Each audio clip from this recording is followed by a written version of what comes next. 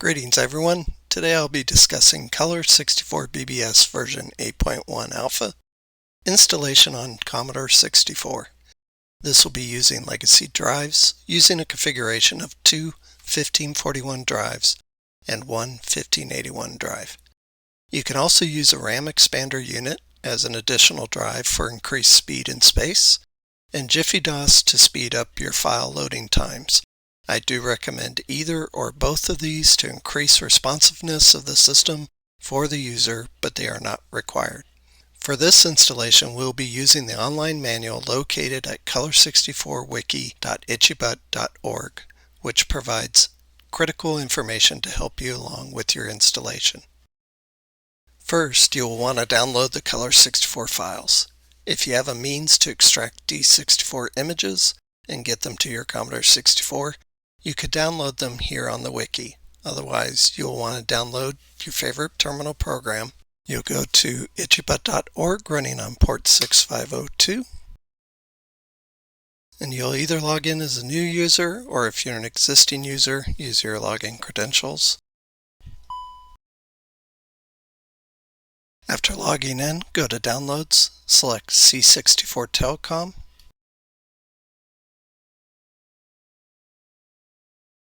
and there you're going to find zip files which comprise of 5 installation disks for the Color 64 BBS system.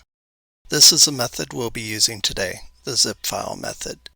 To do this, you're going to need your terminal program to gain access. You're going to need an unzip utility like zipcode to build your disks, which is also found in this download section. You'll need 8 blank 5 1/4 floppy disks for your 1541 and 1 blank 3.5 disk for your 1581. The downloads comprise of 20 files, which is approximately 2,804 blocks.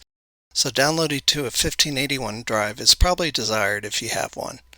Otherwise, you'll need 5 1541 disks for the download themselves. If you do use a 1581 for the downloads, include the zip code program as part of that, as this is going to make things a lot easier. The culmination of all the downloads will leave about 295 blocks free on your 1581 disks.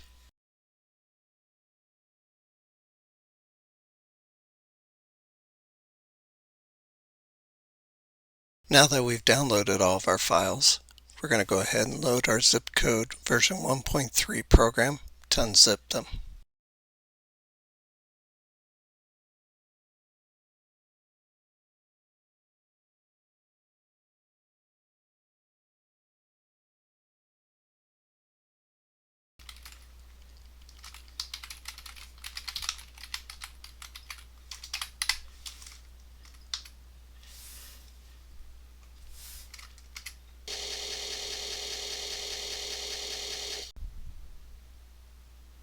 You'll do this for each of the disks, numbering 1 through 5.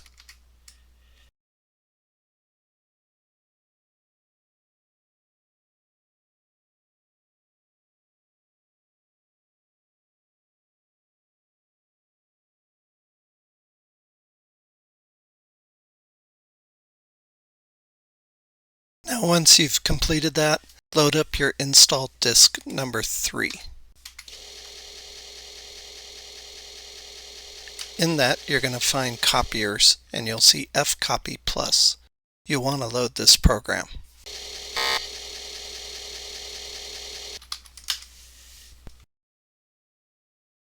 Okay, now that we got our files downloaded, it's a good time to go back to the manual here, and we're going to try to decide how we're going to be laying out our file storage with our drives. Now in this case, we're using two 1541s and a 1581. I have an example here. Now we're using 3 drives. This example here is 4, but this will give you an idea of how you want to lay things out. Now the big point here is for your 1541 drive 8, you can have your boot and your program sections separated. And this is done in part of the bootmaker program, as well as in your parameters, that you'll identify that you're loading with the boot program first, and then you'll be swapping disks and going over to the program section. After that, you'll decide what you want stored for section or for drive 9, and then what you want stored for your drive 10.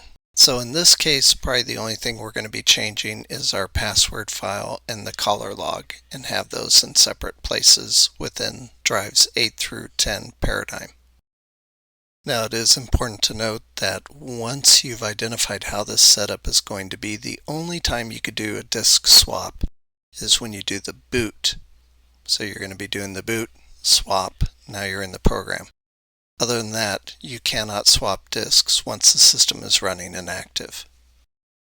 To help you decide how you want to do this layout, down below that section you'll see approximate storage space that's required for the files. It will identify what you have to have there and then what is optional. And so, for example, the boot disk, it'll take about 200 blocks. It does have some utilities, that takes about 70 extra blocks. For the program disk, that takes approximately 450 blocks, and then it has also optional files, which take another 190 blocks.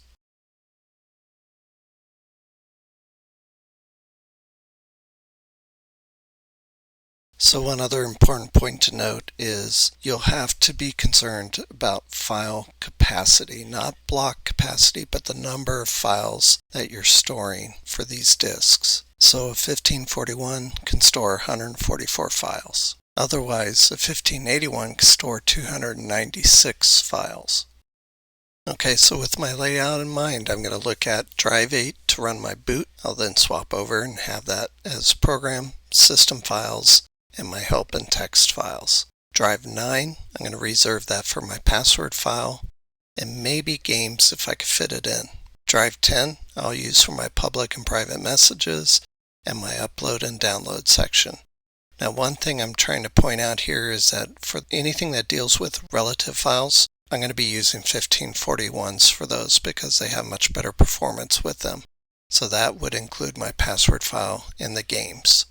Alright, so with that, we're going to go over to the installation section and go to copying over the files. Now this is laying out what files I need for my boot drive and then what I will need for the program and params drive, our parameters. So let's go ahead and start with the boot drive. Alright, so the first two we're going to copy over is going to be our bootmaker program and our plus BBS program. These are from disk 1.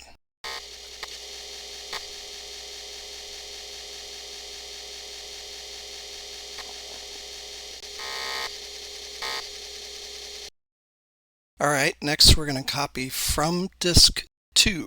We're going to be copying the sys files, which is the load ml file, the ml init file, sys setup, and sys edit. Now you'll note we also have to do sysml norm, unless you're going to be doing a different configuration, and we identified down below in the table 2 of the user manual which ML file you need to move over if you're using SwiftLink or TurboMaster CPU. Otherwise it's just sysml norm. In this case that's the one we'll be doing.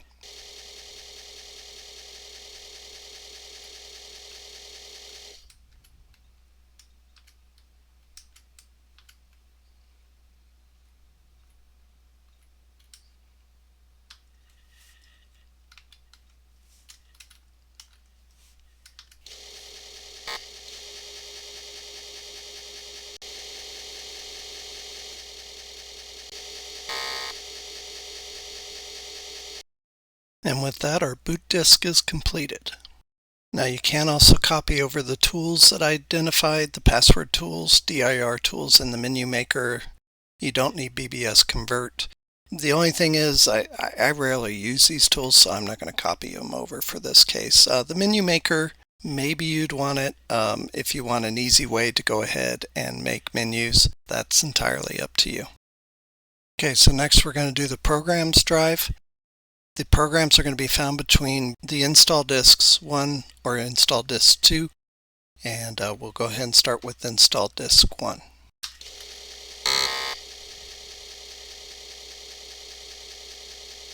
Okay, so we need BBS init, BBS messages, we'll need the overlays, as well as profile. Don't need the networking files, and that's it for disk 1 copy.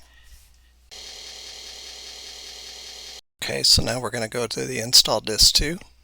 BBS transfers on there, BBS punter. BBS terminal is optional, as well as BBS terminal ML. Going to skip that for now. This is your file transfer protocol for X modem. We need that, and that's it.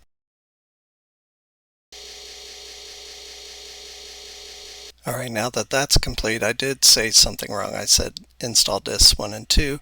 We also need install disk 3, so I've set that in here now. And here we're going to be getting the BBS ANSI and the ASCII file. You see them there. I'm going to go ahead and copy those over. Okay, so now our programs disk is completed. The only other thing I need to copy over from the install disks at the moment is BBS games. Now that's a module, and if you remember I said I was going to store this on drive 9, which was going to be my password disk. So I'm going to insert my password disk for the copy and do the BBS games copy.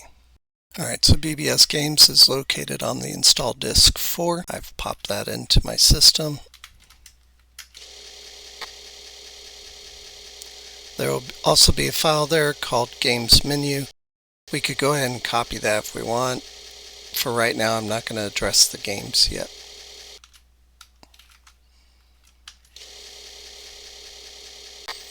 Okay, so I went ahead and I transferred the games menu anyway. That way we have it.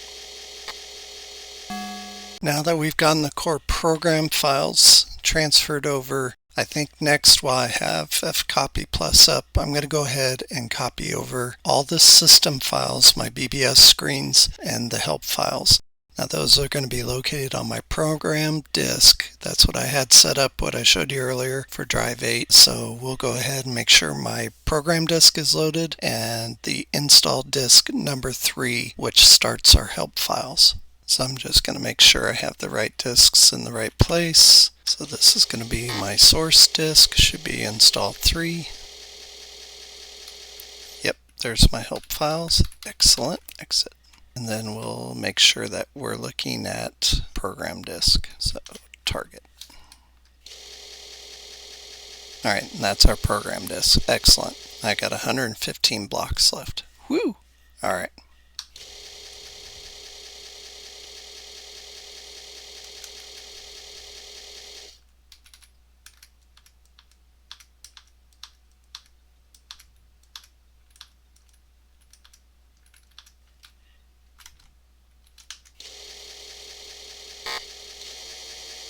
So I found out that my disk got full by doing the help files. So I'm going to have to move my help files probably over to drive 9 or drive 10. Most likely drive 10. And really it was this help sysops. That was a big file, 77 blocks. So we're going to go ahead and move that out. Okay, so without the help files, looks like I still got one that's stuck open. That's going to give me 96 blocks. So I cleaned up the disk and I actually have 136 blocks free. Next we'll go to install disk 4 and we'll start copying over all of our system files.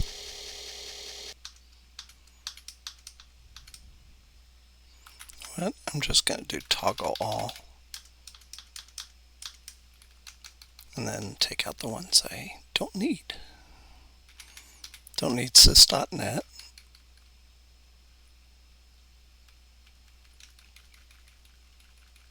Don't really need mod edit menu, and I describe in the manual why I don't use the mod menu for this version of the BBS.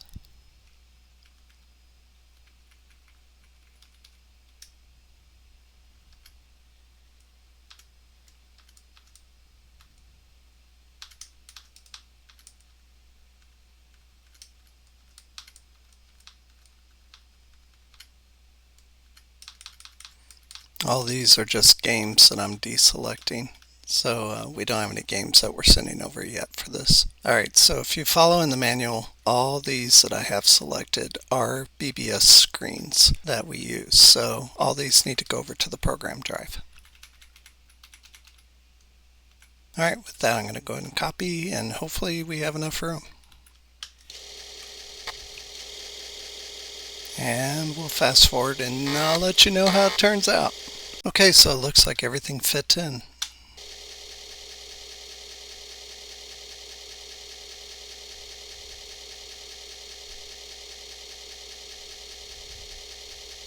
Excellent. Alright, so we could put our help files in here if we kept it under 46 blocks, but I am going to move it over to probably my drive 10. So I got my drive 10 selected.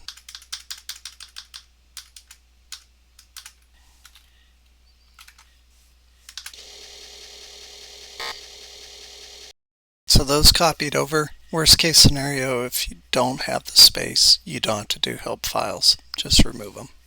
Okay, so we've got everything built. Load up directory for drive 8. This will be our boot disk.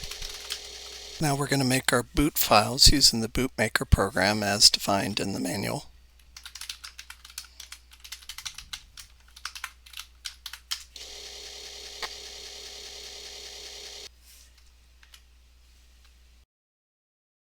For the boot files, we're using drive 8. All this is correct. Now you could run on a RAM expander. We're not going to be doing that for this case. Boot device is still correct. The only thing I see wrong here is this should be I0. Program device is going to be drive 8 again and I0. Yes, we will need to swap the boot and program disks for this configuration.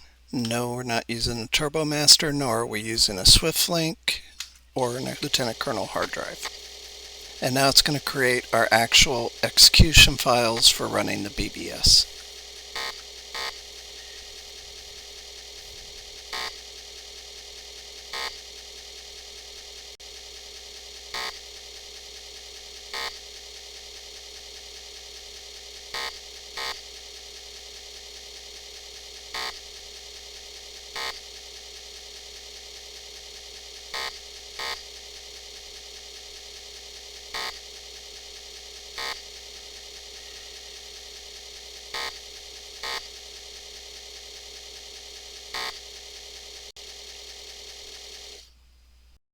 Now we're all set.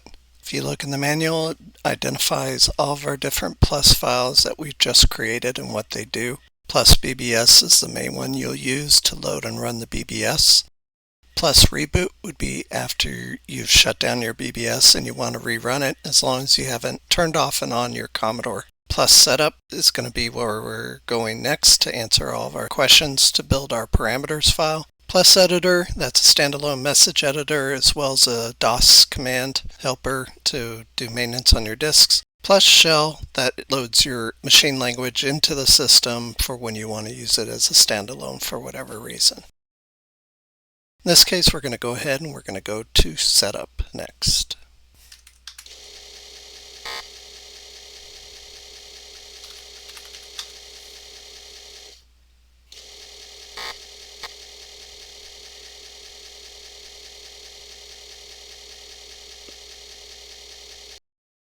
Okay, now it's asking to swap that disk because we have BBS swap enabled. So I've put in my program disk. Off we go.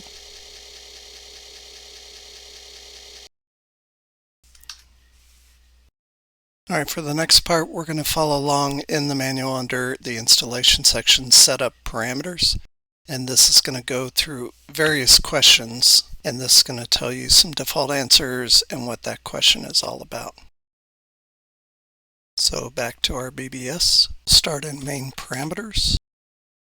Maximum lines per message. We're working with a real slim area here, although it is a 1581. So I think I'm going to keep this at 100. Maximum columns per line, 38. Yep.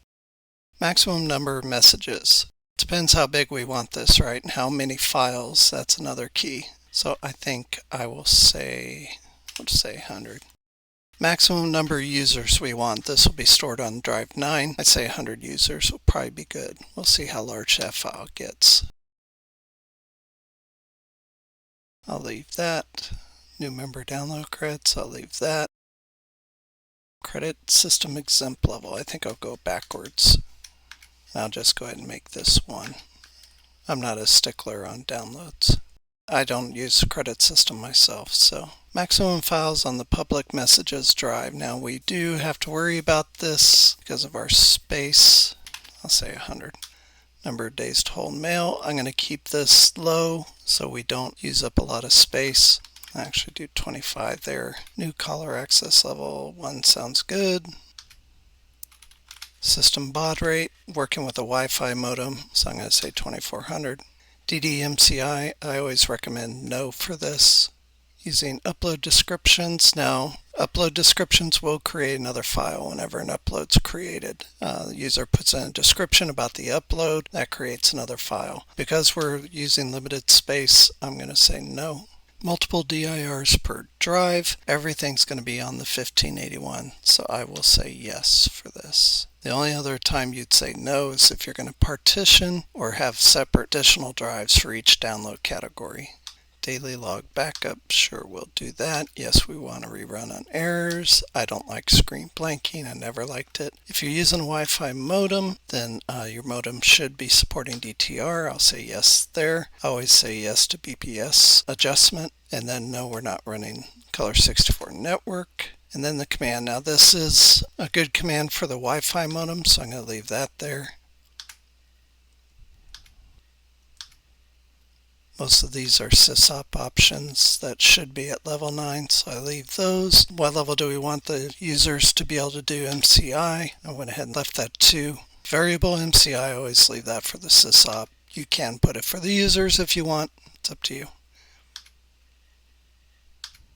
Color log max block size. I think I'm going to truncate that a little bit and say 25.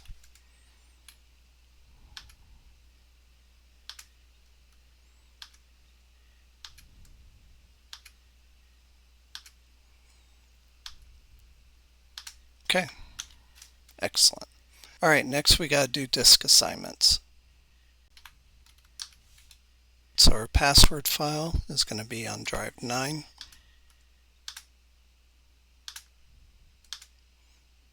Our system files, those are going to be on drive 8. Our help files we're going to have on drive 10. Public messages, drive 10. Private messages, same thing. Text files, we moved our help over to drive 10, so I assume that's where we're going to keep text files too if I use them. Caller log, I think I'm going to put on drive 9, and that's where our password file was. Program files, those are going to be on drive 8. We're not using network. We wouldn't be able to fit them on drive 8 even if we wanted to, so those would probably have to be on drive 9 or 10. Right now I'll just set for 9. Okay, so aux1 and aux3 we have to worry about. That's going to be our profiles for users. That's aux1, and then the games, which is aux3. I'm going to put those both on drive 9.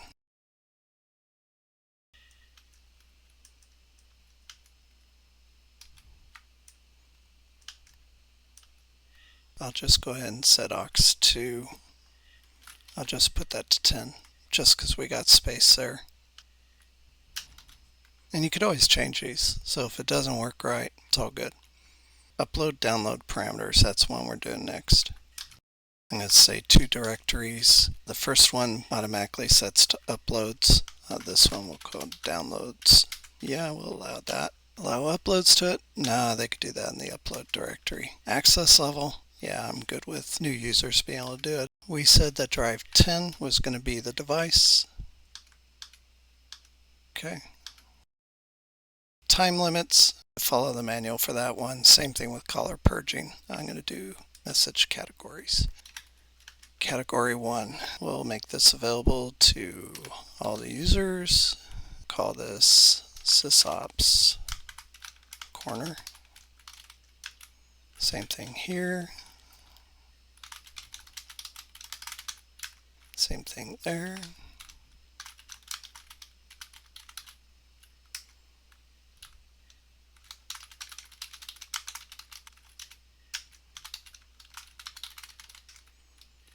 Okay, so we saved that. Now BBS commands, you can go in, you can modify those as you want. It just means what is the key command to do it and who has access. So in this case, like our games, I know my games isn't there yet. I did the module, but I haven't done any games, so I'll probably set that to level 9.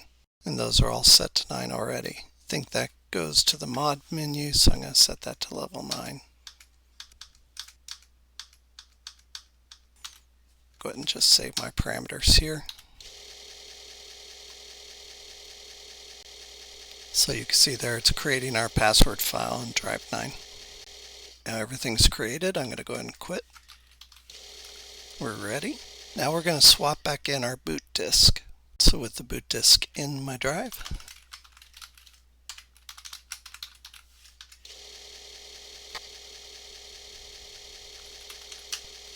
it's going to boot up and it'll tell me to insert the program disk. Now I am going to say I'm cutting the video left and right to keep times short. The loading times are really long. So you probably will at some point, if you're going to run your BBS in a configuration like this, you'll want to get Jiffy DOS. If you don't, you can use fast load, but there's some tweaks you have to do to the programs, and that's in the user manual under special configurations. There are some things you have to do in order to do fast load. Alright, so we're going to insert our program disk.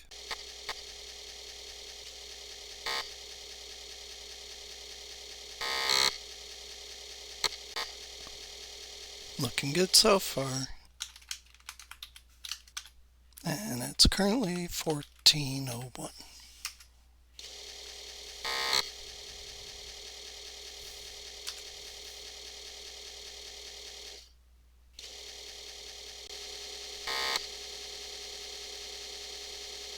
Nice. Alright, so now the first thing we'll want to do is go in and change the sysop username and password.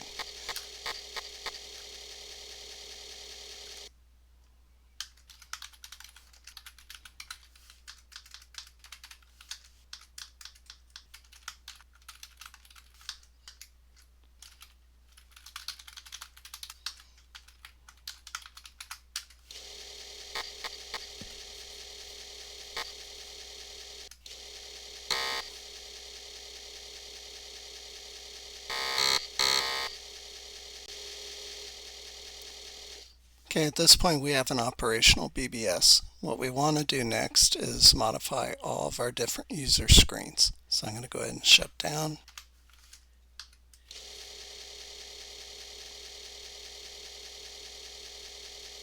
So we're back with the boot disk.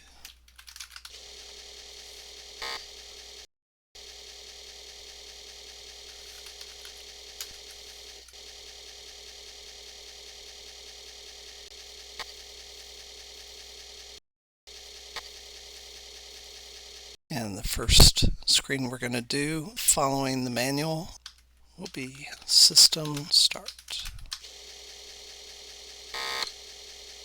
Alright, and that shows you this is the very first screen. It's prior to showing any graphics. It should be text in the work case. So in this case, I'm going to go ahead and say New.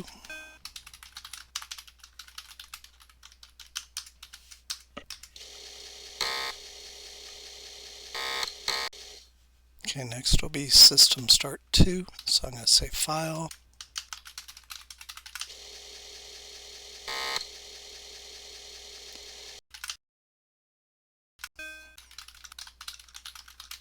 Again, it has to be all lowercase. Alright, the next one should be Banner. Let's change that.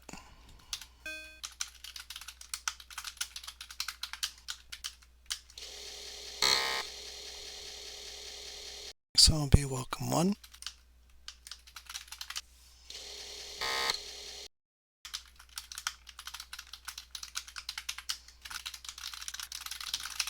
We'll just go ahead and save that. From there they would have a credentials where they enter their user ID and their password. So the next one after that would be Welcome 2. Again, I'm just following along in the manual under System Messages.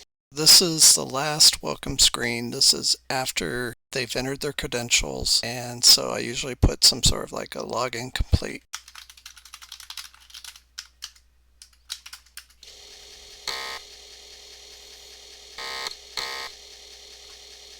So go through all those different screens that the manual defines, make them your own, however you want your BBS to be flavored. Let's see, you do have your menus. Those are driven by access level. So like typically 4 is a normal access user.